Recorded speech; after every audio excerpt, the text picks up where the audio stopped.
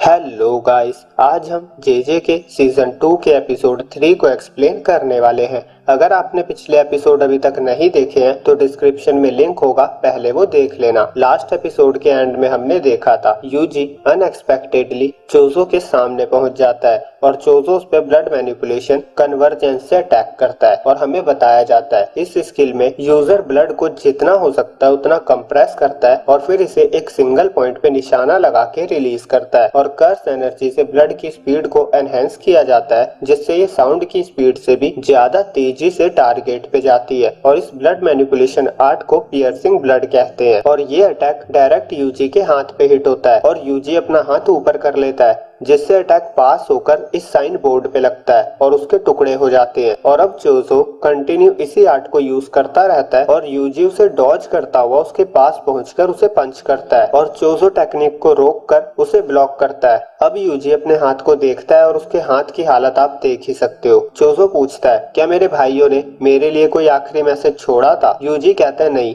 वो बस रो रहे थे। अब चोजो को गुस्सा आ जाता है, वो अपने दोनों भाई का नाम लेता है और कहता है, देखो अपने बड़े भाई को। और अब चोजो का ब्लड पूरी चादर की तरह ऊपर दिख रही थी और वो कोई टेक्निक यूज कर रहा था, पर यूजी भागता हुआ उसके ऊपर जाकर कूद जाता है और फिर उसे पंच करता है। चोजो डॉज करके उसे धकेल देता है और अब ऊपर जो ब्लड की चादर बनी हुई थी वो यूजी पे लेजर की तरह गिरने लगती है और चोजो उसे अपने हाथों से कंट्रोल करता हुआ यूजी की बहुत धुलाई करता है और फिर वो यूजी को अपने से थोड़ा दूर कर देता है। यूजी सोच रहा था उसकी बीम बहुत तेज है, उसे डॉज करने के 50-50 चांस है। एक गलत मूव और सीधा मेरे हेड पे हिट होगा और मैं वहीं खत्म हो जाऊंगा। अब उसे एक आइडिया आता है, वो कहता है, मैं कम से कम अटैक के लॉन्च को तो कंट्रोल कर ही सकता हूँ। वो जंप करता है और जैसे ही लैंड होता है चोजो उस पे अटैक करता है और यूजी जंप से लैंड होने की मूवमेंट का फायदा उठाते हुए नीचे हो जाता है, जिससे उसके फेस पे हल्का सा कट लगता है। उसे पता चल चुका था कि ये टेक्निक बस रिलीज होने के टाइम ही फास्ट होती है और वो सभी अटैक्स को डॉज करता हुआ उसके पास जाकर पंच करता है और चोजो उसे डॉज करता है और सुपरनोवा टेक्निक का यूज करता है और ब्लड से तलवार बनाकर यूजी के पैर पे स्टैब भी कर देता है। यूजी पेन से चिल्लाता हुआ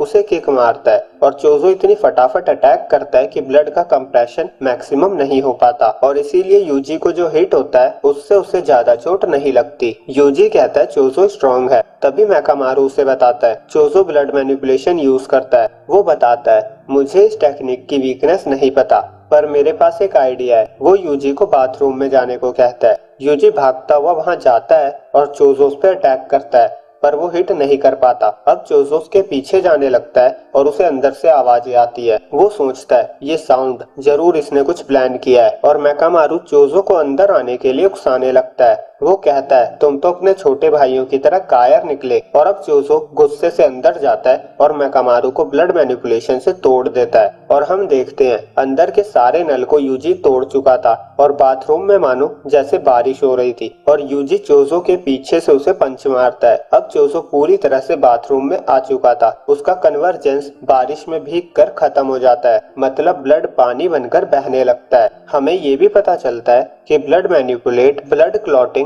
मतलब ब्लड के थक्के को बनने के प्रोसेस को धीरे कर देता है, जिससे यूजर इस टेक्निक के इफेक्ट को बढ़ा सके और इसीलिए चोजो के ब्लड की टेक्निक को पानी से आसानी से तोड़ा जा सकता है, क्योंकि वाटर के कांटेक्ट से ब्लड सेल्स में स्वेलिंग हो जाती है और कोशिका झिल्ली फट जाती है। तो अब चोजो ऑलमोस्ट ब्लड सेल्स को कंट्रोल नहीं कर सकता, जो कि ब्लड का कम से कम 45% हिस्सा होती है और इसीलिए चोजो की टेक्निक वाटर में काम नहीं कर रही, मतलब मैकामारू का प्लान वर्क कर गया। अब चोजो अपने ब्लड से बहुत मिनी सेकंड्स के लिए तलवार जैसा कुछ बना सकता है। सिंपल लैंग्वेज में वो अपने शरीर से बाहर जितना भी ब्लड निकालकर एज अटैक यूज करेगा वो मिनी सेकंड्स के लिए ही होगा। और अब दोनों कॉम्बैट फाइट करने लगते हैं और जैसे ही यूजी को लगता है कि वो जीत सकता है, तभी चोजो अपने क्लॉथ से वाटर कांटेक्ट को रोक के अपने ब्लड को कंप्रेस्ड करके यूजी के लीवर पे पियर्सिंग टेक्निक से हिट करता है। यूजी को समझ आ गया था उसके अंदर के किसी वाइटल पॉइंट पे गहरी चोट लगी है, उसकी जान भी जा सकती है,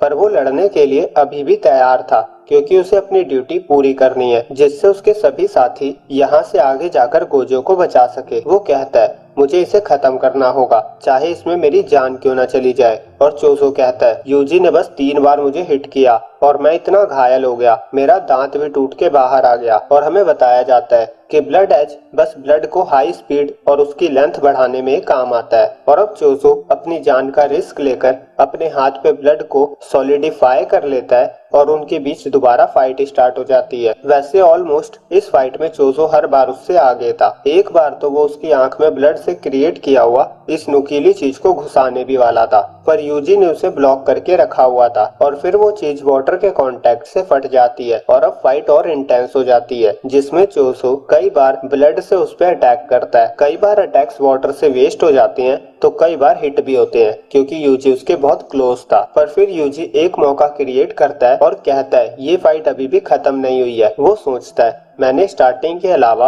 अपने लेफ्ट हाथ से उस पर अटैक नहीं किया है। उसे लग रहा होगा उसके अटैक की वजह से मेरा ये हाथ काम नहीं कर रहा होगा और इसीलिए वो उस पे ऐसे अटैक करता है जैसे कि वो राइट हैंड से पंच करने वाला है, पर वो एन मौके पे आकर लेफ्ट हैंड से उसे हिट करता है। पर पंच मारकर यूजी को कुछ अजीब फील होता है और हम देखते हैं चोजो को कुछ भी नहीं हुआ था, बल्कि चोजो ही उसे अपने ब्लड मैनिपुलेशन से स्लैश कर देता है और अपने ब्लड वाले हाथ से जोरदार मुक्का मारता है। यूजी दूर जाकर गिरता है और हम देखते हैं जहां यूजी ने चोजो को हिट किया था वहां पे भी चोजो ने ब्लड सॉलिडिफाई का यूज किया था और चोजो देखता है यूजी अभी भी सांस ले रहा था। वो उसके पास जाता है और उस पे एक और बार अटैक करता हुआ कहता है मरने के बाद मेरे भाइयों से माफी जरूर मांगना। तभी हम यूजी के अंदर सुकूना को देखते हैं जो यूजी से बोल रहा था तुम इससे कैसे हार सकते हो। और फिर हम देखते हैं चोजो ने यूजी पे जो पंच किया था वो उसे हिट नहीं हुआ था, वो पीछे के मिरर पे हिट हुआ था, जिससे मिरर के साथ पीछे की दीवार में भी छेद हो गया था और चोजो डर के मारे कांप रहा था।